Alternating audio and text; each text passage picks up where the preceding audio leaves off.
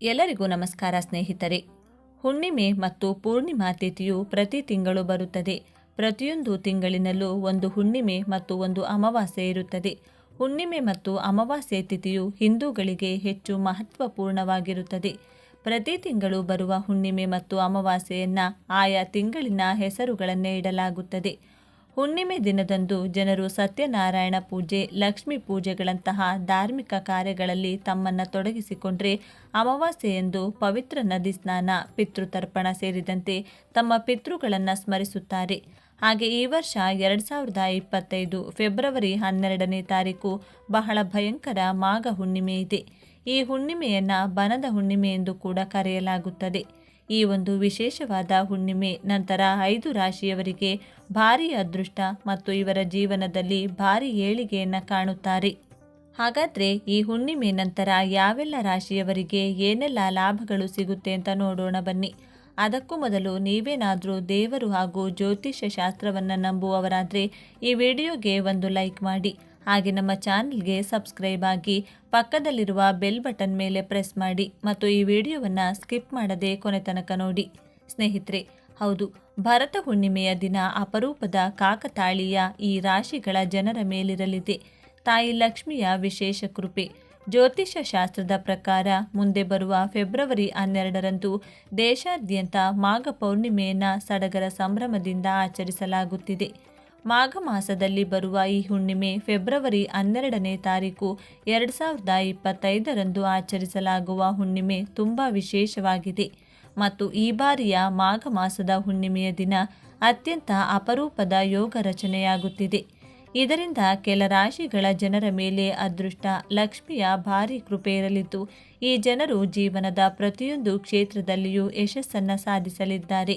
ಕಟಕ ರಾಶಿ, ನಿಮ್ಮ ಗೋಚಾರ ಜಾತಕದ ದಶಮ ಭಾವದಲ್ಲಿ ಧನಶಕ್ತಿ ಯೋಗ ಹಾಗೂ ಏಕಾದಶ ಭಾವದಲ್ಲಿ ಶಶ ಹಾಗೂ ಬುಧಾದಿತ್ಯ ಯೋಗಗಳು ರಚನೆಯಾಗುತ್ತಿವೆ.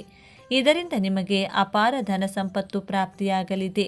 ಘನತೆ, ಗೌರವ ಹೆಚ್ಚಾಗಲಿದೆ.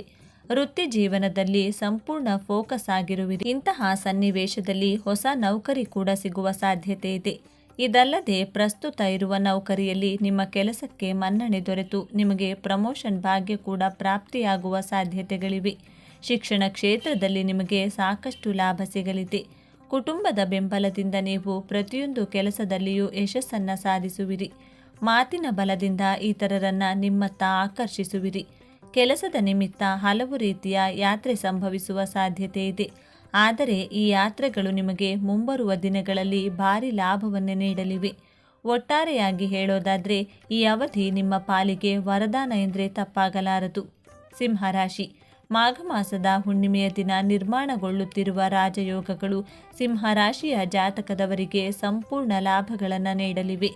ಆಧ್ಯಾತ್ಮದತ್ತ ನಿಮ್ಮ ಆಸಕ್ತಿ ಹೆಚ್ಚಾಗಲಿದೆ. ಇದರ ಜೊತೆಗೆ ಜೀವನದಲ್ಲಿ ಹಲವು ಖುಷಿಗಳ ಆಗಮನವಾಗಲಿದೆ.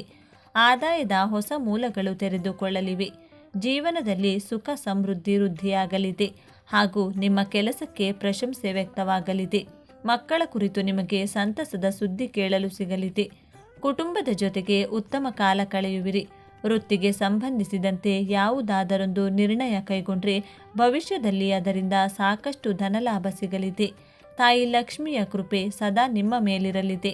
ಇನ್ನು ಮಾಘ ಮಾಸದ ಹುಣ್ಣಿಮೆಯ ದಿನ ಚಂದ್ರನ ಸಂಚಾರ ನಿಮ್ಮ ರಾಶಿಯಲ್ಲೇ ಇರಲಿದೆ. ಇದರಿಂದ ನಿಮಗೆ ಅಪಾರ ಲಾಭ ಸಿಗಲಿದೆ.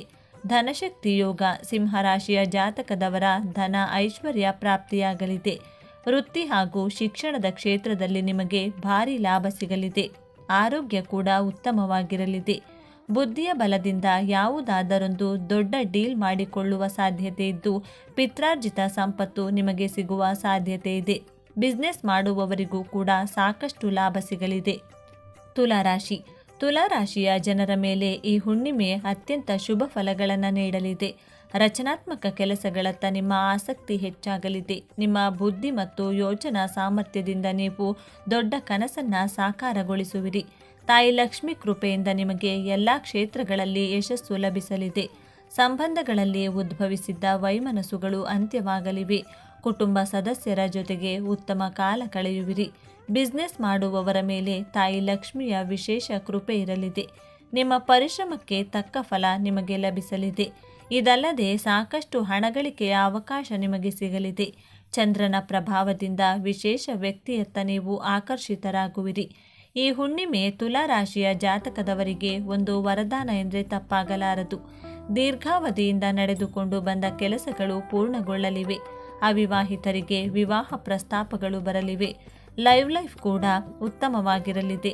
ಅರ್ಧಕ್ಕೆ ನಿಂತ ಕೆಲಸ ಕಾರ್ಯಗಳು ಪೂರ್ಣಗೊಳ್ಳಲಿವೆ. ಉನ್ನತ ಶಿಕ್ಷಣ ಅಥವಾ ಉನ್ನತ ಶೈಕ್ಷಣಿಕ ಸಂಸ್ಥೆಯಲ್ಲಿ ಶಿಕ್ಷಣ ಪಡೆಯುವ ನಿಮ್ಮ ಕನಸು ಈಡೇರಲಿದೆ. ಶಿಕ್ಷಣಕ್ಕೆ ಸಂಬಂಧಿಸಿದ ಕೆಲಸ ಕಾರ್ಯಗಳಲ್ಲಿ ನಿಮಗೆ ಲಾಭ ದೊರಕಲಿದೆ. ಇದನ್ನೆಲ್ಲ ಅತಿ ಕಡಿಮೆ ಪ್ರಯಾಸದಿಂದ ಅಧಿಕ ಯಶಸ್ಸು ಲಭಿಸಲಿದೆ. ದೊಡ್ಡ ಯಶಸ್ಸು ಸಿಗುವ ಯೋಗ ರಚನೆಯಾಗುತ್ತಿದೆ. ಕುಂಭರಾಶಿ. ಈ ರಾಶಿಯ ಜನರಿಗೆ ಈ ಒಂದು ವಿಶೇಷವಾದ ಹುಣ್ಣಿಮೆಯ ನಂತರ ನಿಮ್ಮ ರಾಶಿಗೆ ಸ್ವಯಂ ಚಂದ್ರನೇ ರಾಶ್ಯಾಧಿಪತಿಯಾಗಿದ್ದಾನೆ. ಹೀಗಿರುವಾಗ ಭರತ ಹುಣ್ಣಿಮೆಯ ವಿಶೇಷ ಲಾಭ ನಿಮಗೆ ಸಿಗಲಿದೆ. ದೀರ್ಘಾವಧಿಯಿಂದ ಅರ್ಧಕ್ಕೆ ನಿಂತ ಕೆಲಸಗಳು ಪೂರ್ಣಗೊಳ್ಳಲಿವೆ. ನೀವು ನಿಮ್ಮ ಜೀವನದ ಅಸಲಿ ಉದ್ದೇಶವನ್ನು ತಿಳಿದುಕೊಳ್ಳುವಲ್ಲಿ ಯಶಸ್ವಿಯಾಗುವಿರಿ ಮತ್ತು ಅದರಲ್ಲಿ ಯಶಸ್ವಿಯಾಗುವಿರಿ. ಸ್ಪರ್ಧಾತ್ಮಕ ಪರೀಕ್ಷೆಗೆ ಸಿದ್ಧತೆ ನಡೆಸುತ್ತಿರುವ ವಿದ್ಯಾರ್ಥಿಗಳಿಗೆ ಲಾಭ ಸಿಗಲಿದೆ. ಗುರು ತಂದೆಯ ಸಂಪೂರ್ಣ ಬೆಂಬಲ ನಿಮಗೆ ಸಿಗಲಿದ್ದು ಅದರಲ್ಲಿ ನೀವು ನಿಮ್ಮ ಪರಿಶ್ರಮದ ಬಲದಿಂದ ಎಲ್ಲ ಕ್ಷೇತ್ರಗಳಲ್ಲಿ ಯಶಸ್ಸನ್ನು ಸಾಧಿಸುವಿರಿ. ಇನ್ನು ಈ ಹುಣ್ಣಿಮೆ ನಂತರ ಗಜಕೇಸರಿ ಯೋಗದಿಂದ ಅಪಾರ ಲಾಭ ದೊರೆಯಲಿದೆ. ಈ ವರ್ಷ ಕುಂಭರಾಶಿಯವರಿಗೆ ಗಜಕೇಸರಿ ಯೋಗದಿಂದ ನೆಮ್ಮದಿ ಸಿಗಲಿದೆ. ನೀವು ಶಿಕ್ಷಣ ಕ್ಷೇತ್ರದಲ್ಲಿ ಯಶಸ್ಸನ್ನು ಗಳಿಸುತ್ತೀರಿ. ನಿಮ್ಮ ವಿದೇಶ ಪ್ರವಾಸದ ಕನಸು ಈ ಅವಧಿಯಲ್ಲಿ ನನಸಾಗಲಿದೆ. ಎಲ್ಲ ಕ್ಷೇತ್ರಗಳಲ್ಲಿಯೂ ನಿಮಗೆ ಅಪಾರ ಯಶಸ್ಸು ಸಿಗುತ್ತದೆ. ಗಜಕೇಸರಿ ಯೋಗದಿಂದ ಈ ವರ್ಷ ವಾಹನ ಸುಖದ ಅವಕಾಶವೂ ದೊರೆಯಲಿದೆ. ನೀವು ವೈವಾಹಿಕ ಜೀವನದಲ್ಲಿ ಸಂತೋಷವನ್ನು ಕಾಣುತ್ತೀರಿ. ಮೀನರಾಶಿ.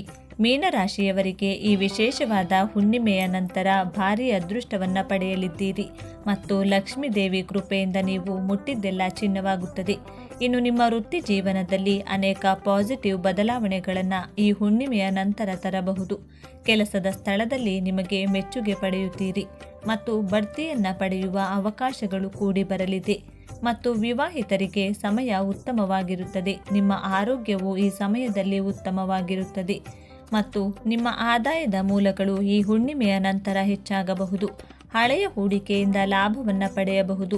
ಹಳೆಯ ಸಾಲಗಳು ತೀರುತ್ತವೆ. ಎಲ್ಲ ತೊಂದರೆಗಳು ಕೊನೆಗೊಳ್ಳುತ್ತವೆ. ವ್ಯಾಪಾರ ವ್ಯವಹಾರದಲ್ಲಿ ಧನಾಗಮನವಾಗಲಿದೆ.